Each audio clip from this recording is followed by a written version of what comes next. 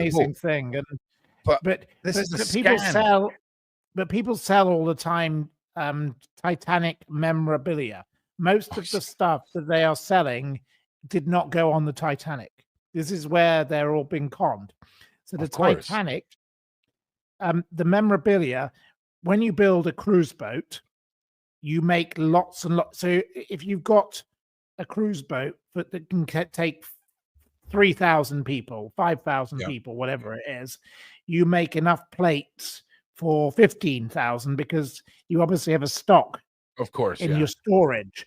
What they actually sell is things that actually never actually went on the Titanic. They're the plates that made it out alive, right? They're the lucky they plates. Never actually left the warehouse. They're the lucky plates. Yeah. You know, they're just the plates that were the left. They were the stock. Yes, there are watches of people who survived and they get sold and things like that, you know, bits of jewelry, whatever, because obviously the people who got off were wearing items and those things are genuine and real. You know, one of them was a watch they sold, which was a huge amount of money because people pay a lot of money to get memorabilia from the Titanic. Because come on, I mean, that's your talking point at every dinner party for the rest of your life, Matthew. You know what I'm saying? The watch stopped at a certain time and and all the rest of it. You know, and obviously we've got lots of the Donald Trump supporters obviously say, you know, it's all to do with the Federal Reserve and that's the Titanic for you. You know, you have theories and, you know, the fourth funnel on the Titanic. And I was looking at the model only this afternoon in the bar. And I love looking at this little model of a boat because I did talk about it. In fact, I've got loads of notes about it. In fact, I should find my notes. Right. I don't know where I've put them, but hopefully it's in this book. Right. Anyway, the fourth funnel was not actually there for any reason, and that's where the animals lived on the Titanic. So there were various dogs. I think out of the 13 dogs that were on the Titanic, I think either one or two of them survived. Let me have a look if I can find my notes. I didn't realize we were going to talk about the Titanic, so I've got to go back through my book. Well, we weren't. You've taken us on a side quest, Matthew, but I'm here for it. We were meant to be talking about Jeremy Bamber, and we'll come to Jeremy Bamber, but I can stay a bit longer. I can start my own show later. That's okay. I've got to find the page on the Titanic. You do that. While Matthew's looking for that, I just want to remind everyone to like and share. You carry on. I'd like to just say to everyone as well, Ron's been booking his own shows and guests for the last couple of weeks. For some reason, I seem to be cursed on a Friday. I had an awesome guest that was meant to be in tonight from, I think, 8 till 10. And yesterday, we were meant to have a meeting and they just weren't there. So Friday seems to be a cursed day for me. We are going to be relaunching. I'm sorry I was late. I'm very sorry. I'm never normally late for anything. No, you're good. Don't worry. Now, because it's the season, the traffic jams are abysmal and you cannot literally move. And we were stuck behind a bus, and this bus decided to regulate the road. And while I was screaming abuse. I was cursing. Well, look, you don't get to sit and look at yachts and then get sympathy for being stuck in traffic. It's one or the other, mate, right? It's one or the other, my G. So tonight we are relaunching the Surviving Life podcast. I am trying to talk about what's coming up in a minute, Matt, and later on today, Matthew. Give me 1 second, please, kind sir. You carry on, and I'll look for my things. Yes. So we're relaunching that this evening. That was meant to be at 11. I think it might now be at 10, depending if one of the other guests gets back to me for this channel. Now, the Surviving Life podcast, I don't know which channel that'll be on, either be on mine or Big Homies. I will keep you all posted, but there's loads and loads to go over tonight on the podcast. We've got case updates, 2 different cases on 2 different updates. We've got John Wedger coming on to talk to us, and Beverly, Homie, and myself. So mega. And I've got a new show starting on Sunday, which is getting sort of my own show back into the card readings and my own personal journey. And Submariner, the Titanic. It's the new scans that were done of the Titanic. And how freaking crazy is that, dude? Look at this one. Where do you see this one, dude? Yes, there we go. It's absolutely amazing, isn't it? I'm just trying to find. Oh, here we go. I've got my page on the Titanic. I wrote it on a piece of paper because I was obviously You're a freaking legend, mate. You really are. You're a legend. I have everything written down somewhere. I'm like the complete. I need someone to help me with my archive. So Also, can I just say, the animals? So Submariner. I can educate you on the animals on the Titanic. So there were 12 dogs on board, and of the 12 dogs, 3 survived. They were all kept at the base of the dummy fourth funnel. So the funnel at the back, because there were 4 funnels, so 3 of them were actually, to make the boat move. The 4th one was just there for no reason, and that's where they kept the animals. So there were 3 of those dogs survived. The fare for a dog aboard the Titanic was the equivalent of 1 child person traveling. So you had to pay, if you wanted your dog on the Titanic, you paid the equivalent of a child fare. So I'm actually more surprised at the fact that 3 of the dogs survived, Matthew, right? No, but the owners were very rich people, because the only people who would pay would be the first class passengers. No, absolutely. So they would have held them in their arms and said, I'm taking them in the lifeboat with me, wouldn't they? Well, that's what I'm saying. At some point, we've got to wonder how many seats were taken up on those lifeboats. Yeah. 3 dogs. These dogs were small, but the dogs that survived were they were very small dogs. The small ones, yeah. Yeah. So there were 2 Pomeranians that survived and 1 Pekingese, and everybody, a rich person would have a Pekingese. I know quite a few rich people who are a bit bizarre who have those things. I think they're horrible, yappy dogs. One of them was called Miss Margaret Hayes, the lady who owned the dog, and she had a Pomeranian. Mrs. Elizabeth Barrett Rothschild, so she was one of the Rothschild family. She had a Pomeranian. She wouldn't get aboard the lifeboat without the dog. The sad thing that happened to her dog was it survived the sinking Titanic, but then she took it to Central Park, New York, and it got into a fight with another dog and it died. So it got killed in a park instead. That's a bit unfortunate. How gutted would you be if you survived the Titanic and then got taken out by another dog in the car park? Do you know what I mean? No, in Central Park, New York. Oh well, still. So and the other dog was owned by someone called Henry Sleeper Haper, who was a publisher, and his wife. 2 of the servants got off in the lifeboat with them, and it was a Pekingese, and it was named after the first president of China. It was called Sun Yat-sen. So there you go. I don't know what happened to Sun Yat-sen, but it was named after the first president of China. Sun Yat-sen to the bottom of the ocean, I think, is probably what happened. And then there was a lady called Anna Isham. She was 50 years old. She refused to get in the lifeboat without her large dog. We don't know whether the large dog was a Great Dane or a St. Bernard, but it's speculated it's one or the other, which are very different dogs. So I don't know why you'd have any confusion. She and the dog were never found. So she obviously died with her dog. And then, of course, many of the people, you weren't meant to keep your dog in the cabin, but some people were keeping dogs in cabins because they were so rich, they did what they wanted with their dogs. There was a man called Gavin de Pickham, and he had the first ever French bulldog, and he'd purchased it for £150, which is about £20,000 today, this dog. And it was purchased by Robert Williams Daniel. They did not survive, and they were in the kennels. There were kennels somewhere else on the boat. He claimed $750 for the loss of his pedigree bulldog, the passenger. So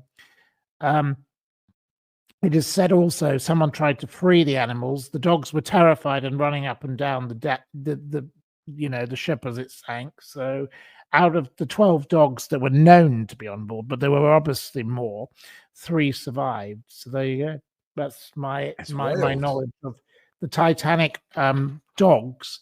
I can tell you lots more about the Titanic if you want, and I can stay a little longer. I can start my own program. Yeah. Well, look, to be honest, So, we're very you know, I was in this place flexible. called Bar Soub today in Saint Tropez, and you've seen the video of my my footage of all the lovely boats there. They have a model of the Titanic, so you know the unsinkable ship, you know, and so Cosmo Duff Gordon and his wife Lucille, fashion guru, they were the couple I'm telling you about who I know of the relatives. They were the people who got off with their luggage, allegedly. They were accused of bribing the crew to row faster to get away because they didn't want all the people in the water to get near their boat, which is kind of understandable because some of these people were overloading the boats, and then the lifeboats, you know, people tried to get in, and then the boats tipped over, and there was lots of incidents of that. And then there were lots of boats that hit the other boats as they went down. So the whole thing was badly managed. There weren't enough lifeboats aboard. I was looking at the model.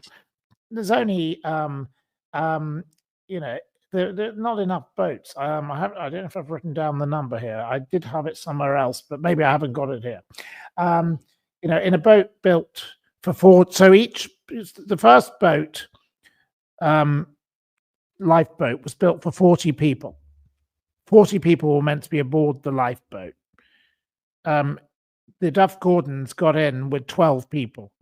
So it was known as the money boat. It was the richest first. Richest people got in first. And it took 12 people instead of 40. So that's, you know, 30 odd people who could have been helped. Well, here's the thing. Like, there's so much like conspiracy and so many tales. This isn't a conspiracy. This is fact. It was known as the money boat. Well, listen, there's a lot of old wives' tales, conspiracies, what you want to say about the Titanic, its sinking, the way that how it sunk, all of this kind of stuff. And I don't buy all that. No, I know you don't. But it is truly one of the most fascinating ships to ever set sail. It really is. It had two of the richest men of the world on it. Well, do you not think it's a bit odd, right? That things that are unsinkable or uncrashable just seem to suddenly crash and sink when they just so happen to be a powerful person. If it had hit at a different angle, it would not have sunk. It was because it hit on the side. So each of the water tanks which were meant to be, you know, you meant to have one or two. I think there were 5. I think 4 of them were breached. So once you got 4 of them breached, bye bye, you're over. Matthew, you have one of your viewers here, Shirley T. I think possibly she has been accidentally banned on your channel. So what I'm going to do is I'm going to send you a link on WhatsApp to her channel. Well, I don't believe. Well, I haven't banned anybody, but I have all these people who do this moderation. I'm very sorry, Shirley T. Just so you know, Shirley, if you're a nice person who's never done anything wrong and you found out you've been banned, when we're trying to ban people, the chat can move so fast. When you go to click on someone's name, the little thing can move up and you can accidentally click on the wrong person. So it does happen from time to time. So what I'll do, Shirley, is I'll go and link to your channel and get a direct channel link, and then I'll talk Matthew through how to check all that. Well, I don't. I'm very sorry if I don't understand technology. And I have all these people who now volunteer to help me and all the rest of it. I don't know what they're doing, and I've no idea what half of them are doing, or half of the time, or who's falling out with who, and who's having a row with this one. And that's the like internet, Coronation Street, isn't it? It is. So Shirley, I am on your page I hope now. you're a nice lady, and I have no problem with you, Shirley. As far she looks like she can cook a mean leg of lamb. And a mean Yorkshire pudding. I like the leg of lamb. According to our YouTube. Okay. So yeah, Shirley, we'll get that sorted. So you know, they got upset at the Duff Gordons because they said, "Isn't it this?" One of the wife said, "We didn't seem to have done the right thing in being saved at all. Isn't that disgraceful?" That's what they had to say. They were the only two passengers of the boat who testified at the inquiry. They were cleared of wrongdoing through the inquiry. They found more passengers would have been saved if the lifeboat had been turned around, though. So they separated in 1915. They remained friends. She was called Lucille, and that was her professional name. She went on to be a game changer in the fashion business. She practiced and marketed fashion, and she was the first ever designer collaboration, two-season runaway with Sears Roebuck & Co., one of the first designers to stage runaway shows ever. She released a branded perfume. She was very, very successful, this lady. First designer to utilize, I hate the word, celebrity associates to garner publicity in the Belle Epoque era. She was the first person to go into mail order in fashion. She had no successor, so the business dissolved, but her great-granddaughter has now resolved it. But they were alleged to have taken their luggage onto the lifeboats, and other passengers were so offended by them. But she was wearing lots of valuable items, including her fur coats. But unfortunately for her most valuable item was a $50,000 necklace, and it was worth $50,000 in 1912. Oh, right, yeah, okay. She didn't actually own it. She had it on consignment. So she had to pay for that necklace. She'd got married in Venice, and she had this item on consignment, and it was uninsured, obviously. So she had to pay for it in installments, which she eventually did. So she paid $50,000 for a necklace that was basically at the bottom of the ocean because it was in the ship's safe. Oh man, I'm telling you, if I paid 50, so she got a punishment. Somebody would be going down there to get it. I'll tell you that. I just want to say, Sky Spirit, that is very interesting about you as well. We'll try and fix because I've connected with you now off of YouTube. You're on Discord. We'll make sure we get that sorted out, Sky Spirit. That's odd. And to be on both the channels seems even odder to me. It might be a glitch. But we will certainly check Sky Spirit. Also, Sky Spirit, I'm about 2/3 of the way through everything we need to start making runs of custom Oracle cards. So I'm very excited. Very excited. Yeah.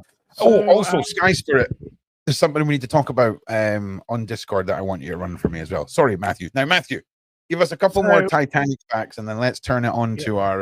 We'll finish. I've not got much more to say about. Oh, you still there, Matthew?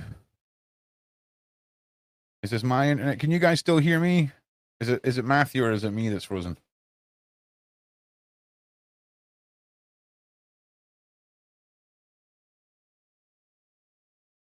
You guys need to let me know if you guys can still see me or hear me. I think it's just Matthew, sadly. Is it me? Matthew's frozen. Okay, that's fine. We will give Mr. Steeples a couple of moments to get back, and we'll get going on our main topic.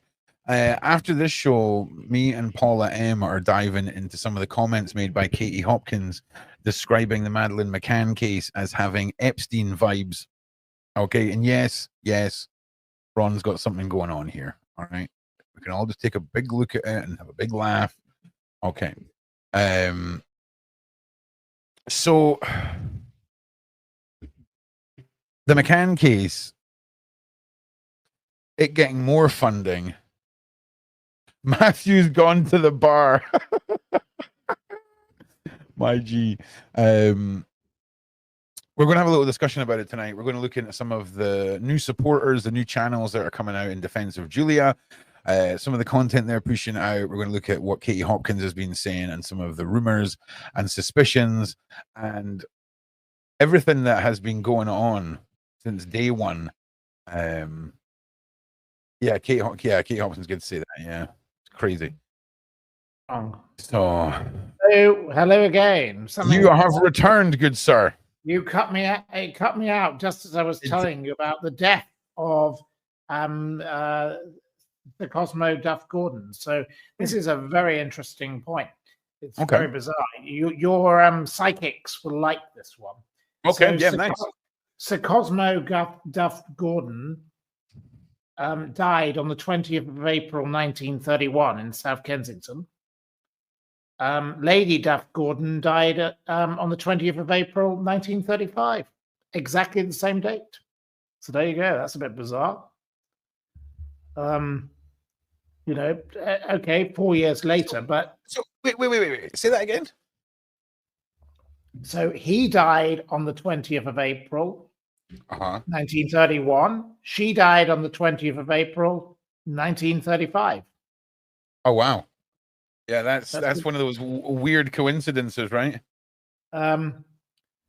He told everybody in the lifeboats when they were in it, you know, they were in the money boat, to keep quiet. He said, don't, because they didn't want anyone coming near, because they were terrified that if people came near, they'd tip the boat over. What was in their luggage is my question. They refused to talk with reporters. Their reputation was never recovered, and they were absolutely shamed. So that's the story of the Duff Gordons who were aboard the Titanic. I did do a thing the other day about somebody who was a hero of the Titanic. I can't remember who it was. It'll come back to me. But he literally was standing on the decks, throwing the chairs into the water. The loungers and whatever you want to call them, because that saved people's lives, because people clung to those. So, you know, all of that stuff in that stupid film Titanic is a load of rubbish. That's complete of course. You know, you know, My Heart Will Go On. I drove all night. Celine Dion. They got the boat's name right. They got the boat's name right. They did get the boat's name right, but none of that nonsense went on. They did have. Do you know what though? Right, you have to admit, who's seen that movie coming? I mean, that movie when it landed, it was. Nobody would shop about this movie for a long time. I remember seeing it out in America when it came out, and it just took the world by storm, man. It was such a you know, music. You know, that music was the thing. You know, and I am my godmother, Lady Barbara Minto, is on the board of the Royal Court Theatre in Chelsea, in Sloane Square in London, and. We were invited to go to a musical, to a play, and we were always invited because she's on the board. We go to everything if we want to go, and there was a play in this attic theatre, which is the small theatre, and we didn't know what we were going. I didn't know what I was going to, and I wasn't expecting her. She's #1 customer in Britain for Armani. She gives all the clothes away every year to charity. She's amazing. First class of women at Harvard. First woman to work for McKinsey. Grew up in an orphanage in Cleveland, Ohio. She's an amazing lady who supports the arts in a huge way. And she said, "Oh, bring a few of your friends to this play." So I said, "Oh, okay." We get there, and they say it's a play about Celine Dion. I said, "Oh my God, that Titanic woman." So we get there, and Barbara Minto is in Armani, and as she always is, and they say you have to wear this vest, which was a Walmart vest. Okay. And Barbara Minto is not the kind of person to be told what to do. Okay. And we all had to put on this Walmart vest and sit there in this theatre. It was a play about a bunch of people who worked in a supermarket in. Yeah, I was going to say, did you say a Walmart vest? Yes, the Walmart. first time you said it, I didn't hear the Walmart part. So you've got a woman who is the #1 customer for Armani, there in Walmart. No, she refused to wear it. She refused to wear it. I bet she did. I refused to wear it also, but I think I probably gave in the end. But you're too much of a good sport, Matthew. Listen, you're too much of a good sport, Matthew. I probably did wear it. I can't remember. It's many years ago. So we had this other miserable man, because we were given, you know, the prime seats because she's like on the board of the theatre. And there was this man who wanted to sit under the air conditioning, so he started a fight with us. So we weren't very happy to start with. And then basically the audience in the play were a reflection of the people in the Walmart store. We were a reflection. So we had to sit there doing this. And they were fans, the Walmart workers were fans of Celine Dion. So I got to learn everything about Celine Dion and René, her lover, you know, the man who met her when she was 13, you know, class act he is. He's dead now, but obviously, you know, I don't know if you know the story of Celine Dion, but she's got a very weird history. So my heart will go on. I drove all night. I did it for you, you know, all of that. Yeah.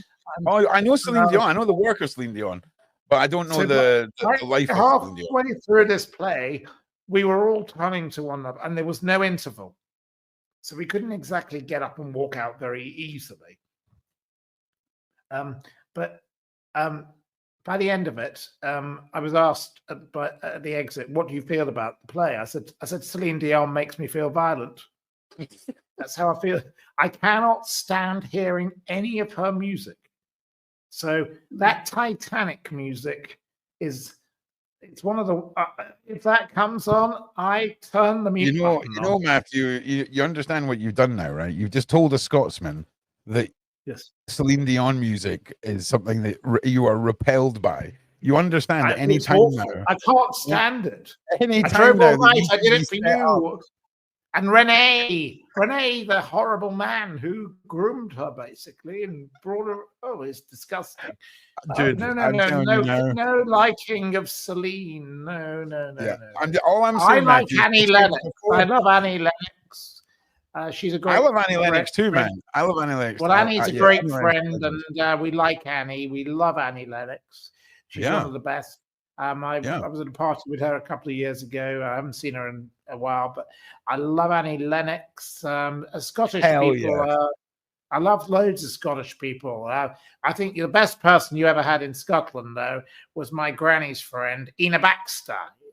Ina Baxter, who made soup. So her advert was, I'm Ina Baxter. I was born to make soup, she says. I loved Ina. Baxter, as in the Baxter soup lady. So I know. Honestly, Matthew, your life. She's one of my very, very favorite people. I loved Ina. I used to love going to visit their factory near Elgin in Scotland. Lovely place. I love the fact, and I loved their parsnip soup particularly. I'm a great fan of the Royal Game soup, but you know most of my friends don't like that. So, but we all love the parsnip, and the carrots and coriander is excellent. The carrots and coriander. Yes, do you like those? Which one? Which? I would be partial to the carrot and coriander. I don't think I've ever had parsnip soup. I love parsnips, but I don't know. You must try the Baxter's parsnip soup. I recommend it to you highly. It was my favorite. I don't know if they sell it all year round because parsnip is obviously seasonal, but I suppose soup once it's in a can, it's in a tin, mate. It's all good. You can have it at Christmas, Easter, or anything. But no, Ina Baxter, her advert was, "I'm Ina Baxter. I was born to make soup," and I loved her. I thought she was an absolute gem of a lady, absolutely fabulous, just like the barber lady who I know who runs Barber. You know, they're people who run these kind of companies.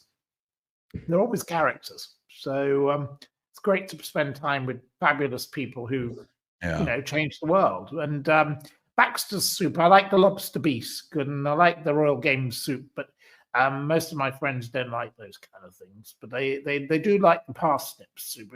They get a bit. If I give the other things, they're like, no thanks.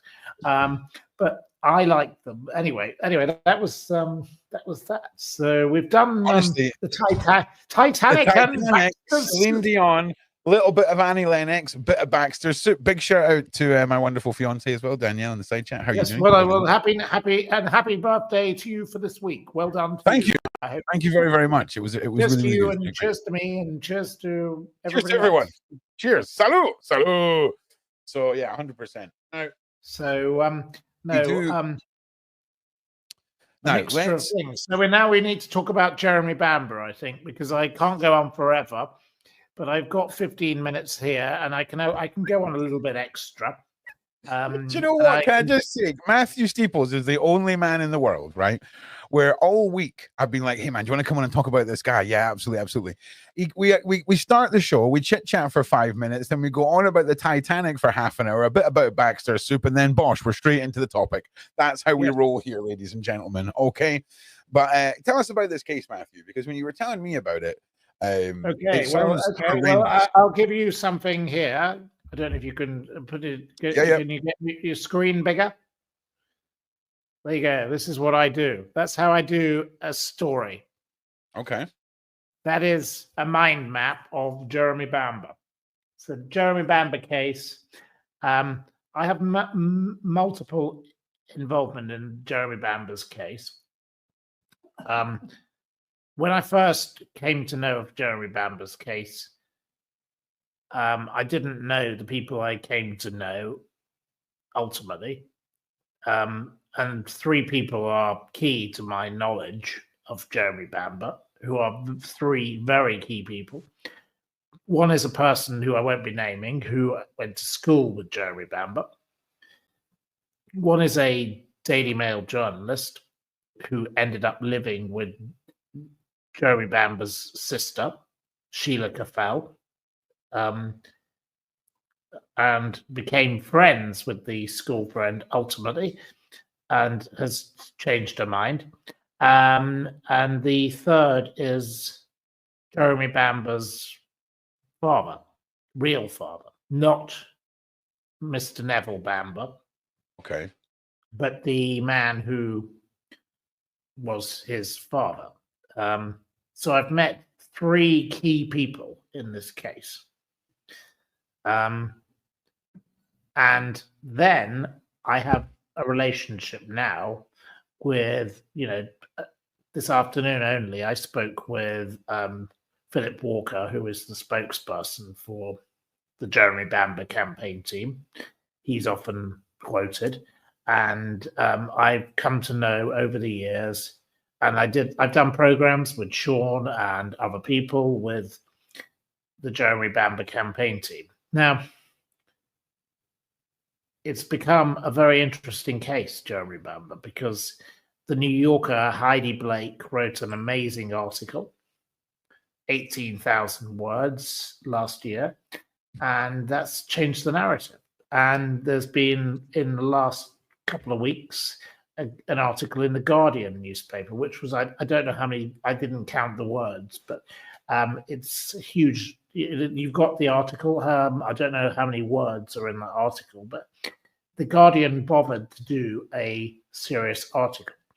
So the Daily Mail have been consistently for the last couple of years writing quite good articles about Jeremy Bamber. I changed my mind. I will come to why. I went from 40% convinced that he was innocent to I'm now 90%, 99.9. Can you take us through? He could be guilty, of course.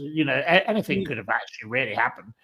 But what would you like? What's your question? Yeah, can you take us through the case? Can you introduce us to the case, Matthew?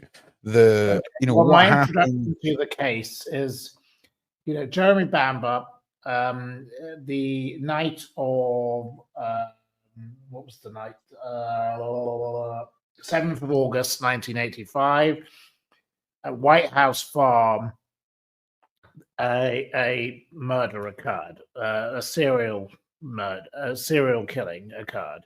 So basically, there was a man called Jeremy Bamber who called the police and said that his father had called him, and there had been an incident, and he went the 3 miles from his home in a place called Goldhanger to a White House Farm, which is in a place called Tolshunt Darcy in Essex.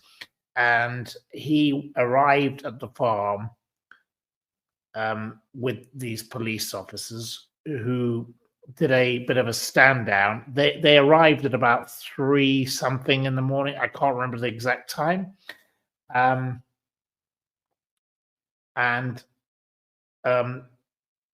basically there were 5 people inside that farmhouse at some point alive during that night. The adopted father of Jeremy Bamber and Sheila Caffell, Neville, the adopted mother of Jeremy Bamber and Sheila Caffell, June, who was deeply religious and very strange, and she'd been sectioned and all sorts of weird things had happened with her. There was Sheila Caffell, who was a schizophrenic. She'd been in the psychiatric hospital. And then there were their 2 twin children, Nicholas and Daniel, these 2 young boys who were very, very young. I don't know what their age was exactly, but they were probably about 5 or something. Basically, they arrived at the farm, and they waited till it got light. That was, I think, their excuse. Just stupid Essex police. Essex police are one of the worst police forces in Britain. Essex police don't know what they are doing for the price of toffee. You know, look at what they did with the Dr. Jones case. Look what they did with the Range Rover murders. Look what they did with Michael Barrymore, Stuart Lubbock. Look at what they did with all sorts of other cases. Essex police, the worst. I cannot stand Essex police. I think they're the very worst police force in Britain. Okay, I deal with lots of police forces, and I think they're all pretty awful. But this Essex, oh my God, they're incompetent. So basically, they stand there and they look. They don't know what to do. They can't fathom whether, well, should we go into the house? Should we do something? Should we maybe take some action? No, they just stand there. And Heidi Blake has highlighted that one of the police officers has said that whilst Jeremy was standing there with them, movement occurred inside the property. So that means Jeremy can't be the killer. Because if there's somebody inside the house, by the time they get in, everybody's dead. So unless somebody escaped via a different route, which they surrounded the property, so that's totally insane. So that's one problem. And then at 6:09, there is a phone call from within inside the property. So that means Jeremy cannot be the killer because he is standing outside at 3 o'clock in the morning. Completely mad, isn't it? So Jeremy has a right to justice. And I support the Jeremy Bamber for Justice campaign. Lots of people support him. I was told off for many years because, of course, you know, he's the most evil man on the planet and all that. You know, that's what I get. You know, just like I got with the Menendez brothers, and I'm a big supporter of them for many years. But what the case here is that, you know, he's been in prison for 39 years. He's one of the longest serving prisoners in the UK. You know, this woman, Julie Mugford, was paid $25,000, his girlfriend, on the basis of his conviction from the Sun. She lied. She's a liar. She lives in Canada. Sue me, Julie Mugford, please. Love you. I'd love you to do that. Look, it's absolutely ridiculous. And the CCRC have taken 5 years to review his case.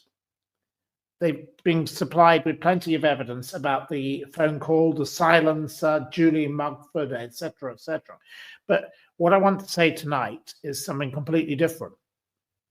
You're not expecting this, viewers, because I've spoken with Jeremy's spokesman today, and I thought, well, actually, what we should say is something positive about Jeremy.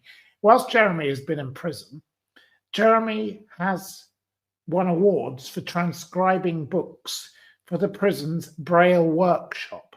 He has helped people to learn to read. 50% of prisoners are illiterate, approximately. They've learned to read because Jeremy teaches them to read. He's done many good things. This man has remained sane, optimistic, considerate of others, and most would have gone mad in his situation because he was given life means life. He's not a selfish man, and he shouldn't be in jail. It's time that Jeremy Bamber was freed. The Guardian is supporting him now. The New Yorker, the Mirror have been very supportive. The Daily Mail, it's going across the board. I don't care about Lucy Bloody Letby. I'm sick of hearing about her. Jeremy has been rotting in prison for 39 years, the poor man. I don't know him. I've never met him. But my friend went to school with him, and he is a good, passionate supporter of Jeremy. And I think that Jeremy Bamber deserves a chance at the CCRC. Okay. So can you just take us through? Yes. Okay. What's your next question? Take us through the key points that you believe are relevant in proving that he's innocent. You said that there was this phone call that was made.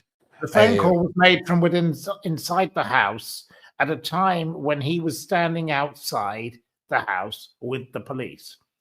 The police also destroyed evidence. They burnt the evidence. They moved the Bible that was next. This Sheila Caffell was deeply religious, and the Bible was moved. And this police officer has now admitted that they moved the Bible and staged the scene. There is also the evidence that what body was on the ground floor and what bodies were on the first floor. So bodies were moved around. The crime scene was restaged before photographs were taken. Essex police are an absolute disgrace, but it's exactly what they did with Stuart Lubbock as well. So I understand that Essex police are not to be trusted.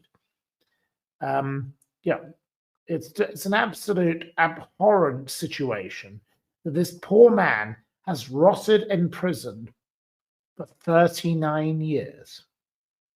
And there's this horrible, horrible family, this aunt and uncle, who, of course, got the caravan parks, the farms, everything else. Oh yes, they loved to make sure that he was put away because they became rich. So they owed money to Jeremy's mother and father, adopted mother and father. So they became rich, and they got the caravan parks and the farms, and they moved in, and they didn't even actually clear out the furniture. You move into the murder scene, and you keep everything. There's something weird about those two. The Boutflowers is their name.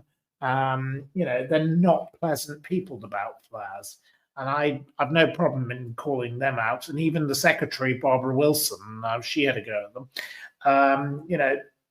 Jeremy has support from former MP Andrew Hunter, Peter Tatchell, Lady Waterlawn. There's loads of supporters for Jeremy. I can tell you this. But there's this horrible woman called Carol Ann Lee. She's another profiteer. I don't like Carol Ann. I've met Carol Ann at a crime conference. Carol Ann, of course, wrote a book about the Pottery Cottage murders, which is another thing I know a lot about.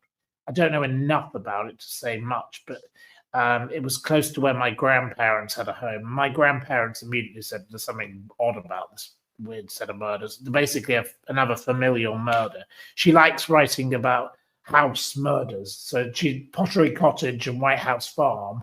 Oh yes, she likes house or cottage murders. There's this Carol Ann, and she's made a lot of money out of it. And she wrote this ridiculous White House Farm drama, and I think it's disgraceful that the people who were in it, including Freddie Fox, Edward Fox relative, and Amelia Fox, and I like Amelia. She's a nice lady. She's in Matthew. Who are you pointing the finger at? But I Who? have to say, who- Caroline Lee should, her dreadful program it was awful because Freddie Fox was given the opportunity to meet Jeremy Bamber, but he chose not to. If you're going to portray somebody and you have the opportunity to meet the character you're going to portray, why not meet them? But no, this was a complete stitch up. It was disgusting. I hate that program. It was disgusting. We really don't like that program. But I'm very happy about what Heidi Blake did with the New Yorker. I think that's fabulous. Good work by her. And the Guardian, Mr. Blake Stone, I forget his Christian name. Great work. We need to get to the truth in these stories. There's so many stories of injustice, and I have the same with Omar Ben-Hewitt. I have the same with people like Mark Alexander, and I go to his court cases whenever I can. Mark Alexander is a person who's wrongly convicted, and my friend Terry Waite, wonderful gentleman, a man who's been a hostage. He's a decent man. He's a Christian. He had a bag over his head for 10 years in Lebanon, and Terry is an amazing, amazing man, survived diversity. And he said, this man, Mark Alexander, deserves our support. I only support certain cases. I don't believe everybody is innocent. Lucy Letby, I believe she's totally guilty. I'm not going to go down that route. But tonight, we don't need to talk about it. But honestly, speak as you find. And I have to say, I went from 40% convinced that Jeremy Bamber was innocent to 99.9. And I support Jeremy Bamber, and I want to see Jeremy Bamber get out of jail in 2025, and I want to see that happen. The Criminal Review Cases Commission, which is a shameful organization, it's been shamed, and the woman that runs it, oh my God, absolute disgrace. She's been removed, and good riddance to her. But let's not go down that route. But look at my little diagram, and you'll see. The corruption primarily relates to Essex Police. Essex Police destroyed the evidence, and they framed Jeremy Bamber because it suited them. And these people called Anne Eaton and Pamela Boutflower, they're not very nice people. They're the relatives. They profiteered. They got very rich. So why wouldn't you do that if you were them? They claimed there were silencers and and Sheila couldn't have handled a gun. Well, Sheila had been on a holiday handling a gun, so of course she can handle a gun. She lived on a farm. Oh yeah, Load of rubbish. So, but I'm very positive about Jeremy Bamber, and that's why I wanted to say